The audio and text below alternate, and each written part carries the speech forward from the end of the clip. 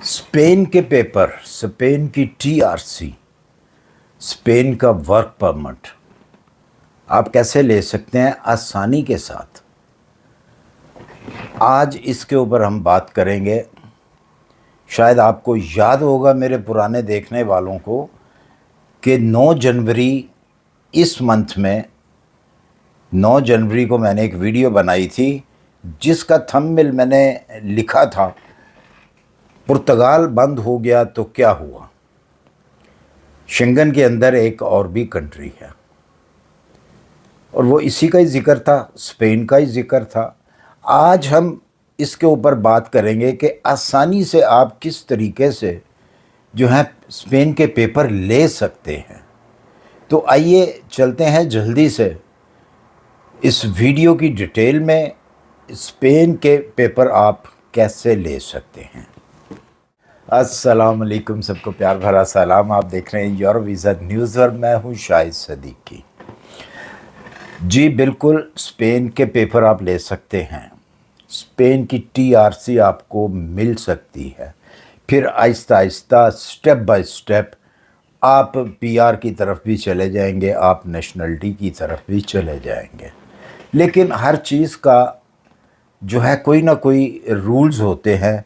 जैसे ही आप उन रूल्स को फॉलो करना शुरू करते हैं तो कामयाबी की तरफ आप चले जाते हैं। अगर आप रूल्स को फॉलो नहीं करेंगे तो आपको फिर वो कामयाबी नहीं मिल सकती जो आप चाहते हैं। तो इसका सबसे पहला जो स्टेप है वो क्या है। जैसा कि मैंने बताया कि मैंने एक पहले भी स्पेन के ऊपर वीडियो बनाई थी जिसका थंबनेल भी मैंने बताया कि ये वाला थंबनेल था। वो इसीलिए मैंने बनाई थी कि जो लोग सिर्फ पुर्तगाल के चक्कर में हैं और पुर्तगाल के अंदर बैठे हुए हैं या दूसरी कंट्रियों से जो है पुर्तगाल में जाके अपने पेपर्स जो है अपनी फ़ाइल को जो है वो लॉक कराते हैं, तो अब तो हो गई है वो बंद पुर्तगाल। तो इसके साथ का एक और मुल्क भी है जिसका बहुत कम लोगों को पता है या थोड़ा सा डिफरेंस उसका तरीक़ाकार है, तो लेकिन है वही चीज़ और उससे ज़्यादा बेहतर है, पुर्तगाल से ज़्यादा बेहतर है। क्योंकि पुर्तगाल के अंदर जो है वो आपको ना तो काम मिलता था, चले मान लिया मिल भी जाता था, लेकिन वो आपको काफ़ी तकलीफ़ होती थी काम ढूंढने के अंदर भी और हर चीज़ के अंदर। बहरहाल वो एक अलग बात है। तो हम चलते हैं जी पुर्तगाल की टीआरसी के लिए। पुर्तगाल का जो कानून है वो ये है, आप लीगल तौर पे इंटर हुए हैं या इलीगल इंटर हुए हैं स्पेन के अंदर। तो सबसे पहले जो है पेपर बनाने के लिए आपको चाहिए होता है एक एड्रेस। पहले तो एड्रेस की कोई प्रॉब्लम नहीं होती थी, इतनी प्रॉब्लम नहीं होती थी। जैसे जैसे आवाम जो है, दुनिया जो है एक तरफ भागना शुरू करती है, हजूम का हजूम, तो उस वक़्त फिर क्या होता है कि मुश्किलात जो है मुश्किलातें बढ़ जाती हैं। जो प्राइस फ़र्ज़ कर लें कि हम डॉलर में अगर बात करते हैं तो अगर पहले उसकी प्राइस जो है $1 थी और जब हजूम बढ़ता है उस तरफ तो उसकी प्राइस जो है वो बढ़ जाती है। तो पहले आपको एड्रेस मिल जाता था, आप किसी को भी कहते थे कि यार मुझे आप अपना एड्रेस दे दें ताकि मैं जाके वहाँ पे कौंसिल में ऑफ़िस में जाके आपका एड्रेस दे दूँ। क्योंकि ये एक समझें कि वो होती है जो क्या कहते हैं उसको कि एक इलाके के अंदर कि जी हमारे इस इलाके के अंदर इतने लोग रहते हैं, वहाँ पे आपको अपनी एक रजिस्ट्रेशन करानी होती है। और ज़ाहिर सी बात है जब आप रजिस्ट्रेशन कराते हैं तो वहाँ पे अपना एड्रेस भी देते हैं। तो वो पहले तो आसानी से आपको जो है एड्रेस जो है वो लोग दे देते थे, ठीक है जी हमारा एड्रेस लिखा दें आप, तो आप लिखा देते थे। अब पोजीशन ये हो गई हुई है कि एड्रेस लेने के लिए भी आपको पैसे देने पड़ते हैं। अगर आप किसी से बात करते हैं कि भाई मैंने आपका एड्रेस आप मुझे दें, मैंने ताकि अपना پیترون جا کے نا وہاں پہ اندراج کرا سکوں اور میرا جو سلسلہ ہے وہ آگے چل سکے۔ وہ کہتے ہیں جی ٹھیک ہے ایڈریس ہم آپ کو دیتے ہیں لیکن اس کے پیسے لگیں گے، کیونکہ بزنس تو ہر جگہ تیار ہوتا ہے نا ہمارے لیے، ہم لوگ تیار کر لیتے ہیں بزنس کو، پیسہ کمانے کا جو طریقہ کار ہے وہ ڈھونڈ لیتے ہیں۔ تو اس وقت جو ریٹ چل رہا ہے 100 یورو سے لے کر 500 یورو تک چل رہا ہے۔ اگر کوئی آپ کو ایڈریس دیتا ہے تو آپ اس کو پیسے دیں گے۔ اس کے اندر بے ایمانی بھی ہوتی ہے، یہ بھی میں آپ کو بتا دوں۔ بے ایمانی کیا ہوتی ہے کہ وہ آپ سے پیسے لے کر تو اپنا ایڈریس چینج کر لیتے ہیں، وہ خود کہیں اور شفٹ ہو گئے، تو آپ کا وہاں سے سلسلہ ختم ہو جاتا ہے۔ آپ یہی سمجھتے ہیں کہ جی میرا تو وہ ایڈریس ہے، میں نے جو دیا ہوا ہے جا کے، لیکن ایسا نہیں ہوتا۔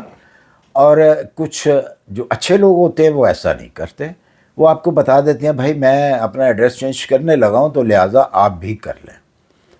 ہو سکتا ہے وہ پھر دوبارہ سے آپ سے پیسے لیتے ہوں، لیکن یہ ہے کہ آپ کا نقصان نہیں ہوتا اس چیز میں۔ ادروائز لوگ نقصان بھی کرتے ہیں، یہ سارے نہیں کرتے لیکن ہیں لوگ بیچ میں ایسا کہ آپ سے 200 400 500 ایرو لے کر تو وہ آپ کا بھی نقصان بھی کرتے ہیں۔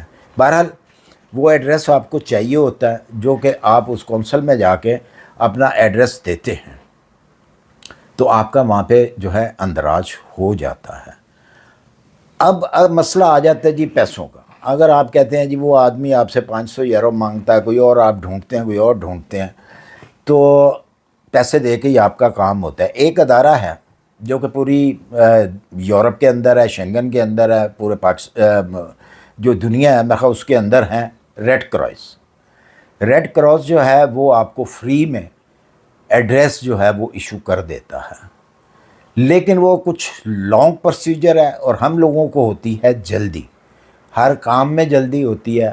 ہم کہتے ہیں نہیں یار پیسے دے کر ہم لوگ نہ اپنا کام کروا لیں۔ بہرحال وہاں سے آپ کو ریڈ کراس سے جو ہے وہ بھی مل جاتا ہے لیکن اس کا کچھ ٹائم لگتا ہے، اس لیے ہم پیسے دے کر ایڈریس لیتے ہیں اور جا کے وہ کونسل میں جا کے اپنا نام ایڈریس جو ہے وہ دے دیتے ہیں، آپ وہاں پہ ہو جاتے ہیں رجسٹرڈ۔ قانون جو ہے وہ یہ کہتا ہے کہ 3 سال کا ثبوت ہونا چاہیے کہ آپ اسپین کے اندر ہیں، اس کے بعد آپ کو جو ہے وہ منظور کرتے ہیں جی ٹھیک ہے آپ ایلیجیبل ہیں۔ ان کا کوئی تعلق نہیں ہے اس چیز سے کہ آپ لیگل انٹر ہوئے ہیں یا ان لیگل انٹر ہوئے ہیں، آپ نے وہاں پہ ایڈریس دے دیا ان کو تو آپ لیگل ہیں، آپ لیگل ہو گئے، سمجھیں۔ ایک چیز ہے کہ اس کے اوپر آپ کام نہیں کر سکتے لیگل طور پہ، آپ کو کام کرنے کی اجازت نہیں ہوتی، یعنی کہ آپ کو ورک پرمٹ ایشو نہیں کیا جاتا۔ جتنے بھی لوگ یہ کام کر رہے ہیں وہ تمام ٹوٹل کے ٹوٹل جو لوگ ہیں وہ ان لیگل کام کر رہے ہیں، ٹھیک ہے۔ ظاہر سی بات ہے اگر آپ نے 3 سال وہاں پہ گزارنے ہیں تو آپ کو کچھ نہ کچھ تو کرنا پڑے گا، اور اپنا پیٹ بھرنے کے لیے بھی کرنا پڑے گا اور آپ کو پیسہ بھی جمع کرنا پڑے گا۔ وہ کیوں پیسہ جمع کرنا پڑے گا آپ کو کہ 3 سال کے بعد جب آپ ایلیجیبل ہوں گے تو ویزا آفیسر یا مطلب جو امیگریشن ہے وہ آپ سے کہے گی جی ہم آپ کو ٹھیک ہے TRC کارڈ دیتے ہیں لیکن پہلے آپ کوئی ورک کانٹریکٹ لے کے آئیں۔ اب مسئلہ یہ ہے کہ ورک کانٹریکٹ جو ہے وہ آپ کو ایسے نہیں ملتا وہاں سے۔ ہاں یا تو آپ بہت زیادہ آپ کے پاس کوئی اچھا سکل ہے جو کہ آپ کو فری میں کوئی کہتا ہے جی ٹھیک ہے آپ آئیے ہم آپ کو ورک پرمٹ دیتے ہیں۔ اگر آپ کے پاس کوئی ایسا سکل نہیں ہے تو پھر آپ کو ورک پرمٹ جو ہے وہ ایسے نہیں ملے گا، آپ کو حکومت جو ہے وہ نہیں دے گی جب تک آپ ان کو کانٹریکٹ نہیں دیں گے کسی ورک کا۔ تو اس کو ورک کانٹریکٹ لینے کے لیے بھی آپ کو پیسہ دینا پڑے گا۔ پہلے تو بہت کم ریٹ تھا، جیسے ہی وہ ہجوم بڑھا ہے اسپین کی طرف تو فرض کر لیں کہ جس کی پہلے 5000 ایرو پرائس تھی ورک پرمٹ کی، جاب آفر کی یا جاب لیٹر کی جو آپ کو کانٹریکٹ دیا جاتا تھا، تو اب وہ سمجھ لیں ڈبل ٹرپل اس کی پرائز ہو گئی ہے۔ 10,000 یورو کو مانگتا ہے آپ سے، کوئی 12,000 یورو مانگتا ہے آپ سے، کوئی 11,000 مانگتا ہے، وہ دیں گے آپ تو آپ کو ورک کانٹریکٹ جو ہے وہ دیں گے. جب وہ آپ کو ملے گا تو اس کے بعد جا کے آپ کو ٹی آر سی کارڈ جو ہے ایشو ہوگا. ادروائز آپ کو T R C card issue نہیں ہوگا. آپ کو حکومت امیگریشن جو ہے وہ آپ کو T R C card issue نہیں کرے گی. اچھا جی، اس کا ایک اور حل ہے، آسان حل، لیکن وہ لوگ کرنے کے لیے تیار نہیں ہیں. کیوں تیار نہیں ہیں؟ کہ اس کے اوپر ان کو محنت کرنی پڑتی ہے. وہ کیا ہے؟ یہ بھی ایک قانون ہے اسپین کا کہ اگر آپ کوئی ڈپلومہ کر لیتے ہیں وہاں پہ، چھوٹے چھوٹے ڈپلومے ہیں، چھوٹے چھوٹے آپ نے کام سیکھنے ہوتے ہیں، جو کہ 6 منتھ کا کورس بھی ہوتا ہے، سال کا کورس بھی ہوتا ہے. کوئی بھی کورس کر لیں آپ، ہیئر کٹنگ کا کورس کر لیں، کوئی ایسا کورس کر لیں، کوکنگ کا کورس کر لیں آپ، شیف کا کورس کر لیں آپ. تو جب اس قسم کا آپ کورس کر لیتے ہیں تو پھر آپ سے وہ ورک کانٹریکٹ نہیں مانگتے ہیں. وہ ڈپلومہ جو ہوتا ہے نا آپ کے پاس، سمجھیں وہی آپ کے پیسے بچائے گا. جو آپ سے مانگا جاتا ہے 10,000 یورو سے لے کر 12,000 یورو تک مانگا جاتا ہے، تو وہ آپ کا بچ سکتا ہے. لیکن ہم لوگوں کو جلدی ہوتی ہے. ہم لوگ کہتے ہیں کہ نہیں یار، یہ کون دماغ اپنا اسکولوں میں جا کے اپنا دماغ خراب کرے اور یہ جو ہے کورس کرے. ہمیں تو لینگویج بھی نہیں آتی. اس میں ایک بہت ضروری چیز ہے آپ لوگوں کے لیے کہ جس بھی کنٹری میں آپ جائیں، آپ کی کامیابی تبھی ہو سکتی ہے کہ اگر آپ اس کنٹری کی کم سے کم نہیں تو 40% 50% آپ لینگویج جانتے ہوں، یا آپ اس کو سیکھیں.